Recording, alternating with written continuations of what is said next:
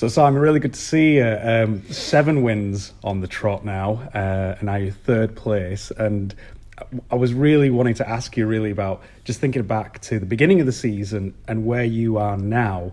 Like, what's going through your mind?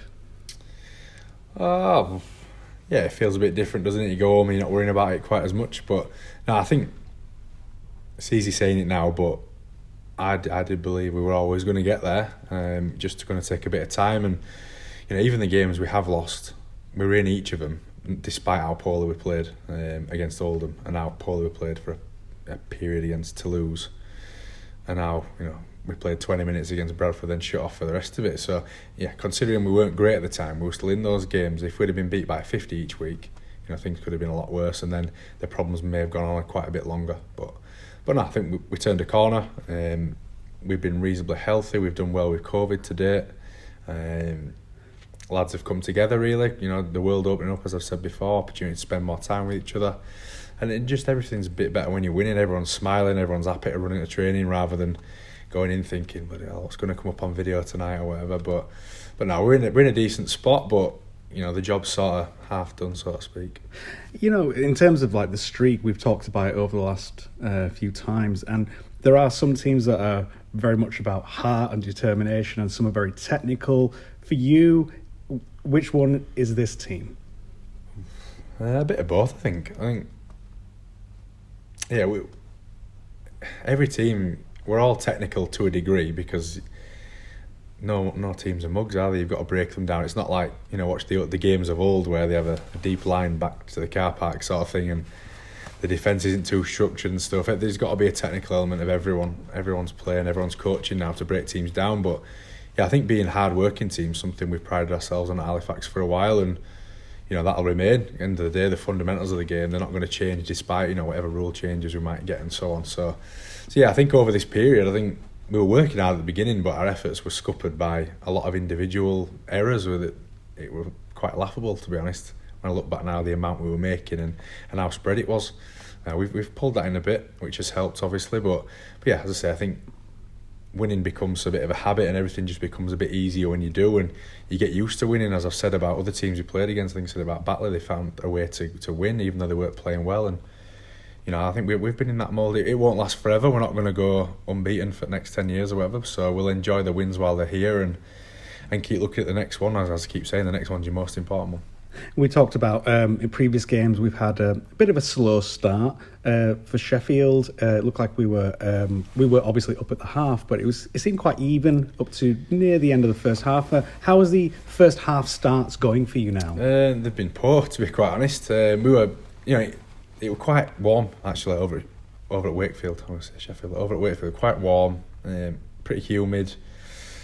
90% both teams were out for the first half, which is really good for us, but the concerning thing for us was our defence, where that's been our sort of foundation really. I thought we let ourselves down, conceded 28, which is the most we've conceded since the third round loss to Toulouse. Thackeray show and go, can't tell you how many times that was on video this week leading up, so that was a pretty disappointing one. But yeah, I thought our effort at times, we let the warmth, we let the struggles that come with playing the game, let the tiredness, we let it beat us a bit at times, and yeah, we got the point, so that's the positive thing. But yeah, if we play like that again next week against better opposition, a team that's going well and in decent form, I think we'll probably, that run will come to a stop. And we spoke to Adam Tangata earlier. Obviously, he got the hat trick. How's his game been against Sheffield? Yeah, Adzy's been great. He's had a significant impact, I think, from signing him back to the club, and I know it raised a few eyebrows bringing him back to the club after he'd left. He'd come back, he'd left, he'd come back again, sort of thing. But he's a quality player, and he really is better for his experiences elsewhere, where he's not just a good player and a sort of a lifter. He really sort of, I can't explain it, a bit of a hype man. He was there to lift everyone up in the past, and he's still got that with him now, as well as the good performance. But he brings back a more composed, a more thoughtful player as well, and he thinks about his game and he challenges others to think about theirs. So I think he's brought other people along with him as well. And yeah, at weekend he was good. I thought he dragged us through, to be honest. Obviously the hat trick says that with the points on the board, but no, I thought he had a good performance in a team that were average, to be fair. I mean, he's always fun, but do you think he's matured as a player? Yeah, definitely. As I say, I think going away, full-time environment, there's not enough hours in the week for us to get on top of everyone individually. Whereas in a full-time environment, you have that time, you do your collective, but there's obviously a lot of time to develop the individual as well. And he's bought into that, and really bought into himself as well. He tried to better himself physically and his skill set as well. So I think we're seeing the benefits of that, and there's still quite a bit more to come there, I reckon. So if he keeps doing what he's doing and drags a few along around him as well, we're in for a good end to the season. And any other standout performances for you of yesterday's game? I thought Conor McGrath was good. I thought he played tough and come up with some good plays for us, good defensive plays for us. Dan Murray, I thought he was solid. Curtis did a good job for us off the bench again.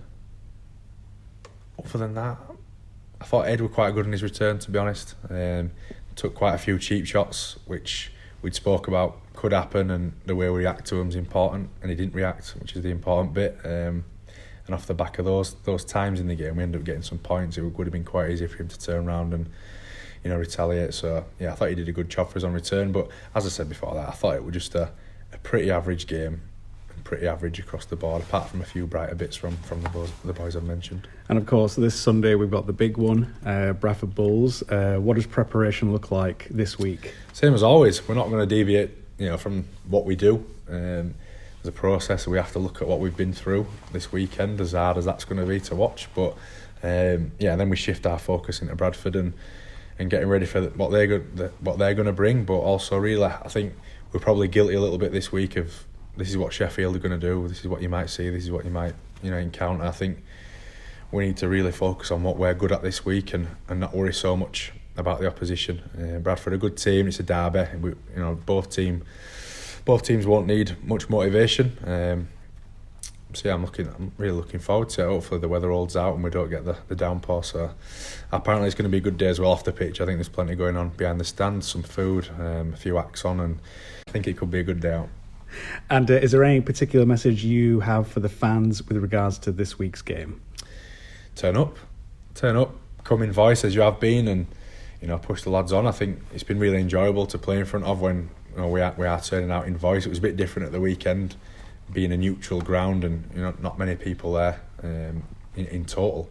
But if we can get that home feeling back, get the drum going and some flags up, it'd be a really nice day. And obviously, if we do get to a stage where we need them, hopefully, they can give us that little nudge over the line.